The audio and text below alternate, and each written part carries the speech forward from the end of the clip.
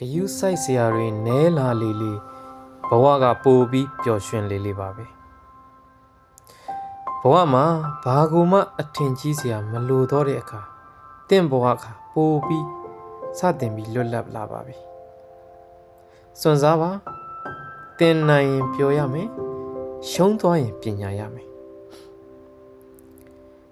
လိုချင်တာအတွက်မကြိုးစားခဲ့ပဲကြာရှုံးတဲ့အခါရောက်မှမငိုပါနဲ့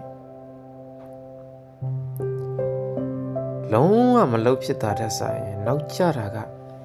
ပိုကောင်းပါသေးတယ်တင်းရင်ဆိုင်ရမယ့်ရန်သူကဘယ်သူလဲဆိုတာအရေးမကြီးပါဘူးတင်းနောက်မှာရက်တီပေးမဲ့သူကဘယ်သူလဲဆိုတာပိုအရေးကြီးပါတယ်ပြုံးမှာဘယ်သူမှအဖက်လုပ်ပြီးပြန်ပြုံးမပြလဲပြုံးမှာရင်းချက်ရှင်ဆိုတာအသက်အရွယ်နဲ့မဆိုင်ပါဘူးတာဝန်သိစိတ်နဲ့ပဲဆိုင်တာပါလူတွေက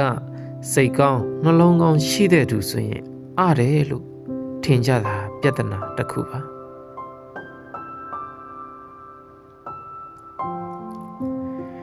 ဘဝမှာဘာတစ်ခုမှမစွန့်စားခြင်းသည်အကြီးမားဆုံးသောစွန့်စားမှုကြီးပါ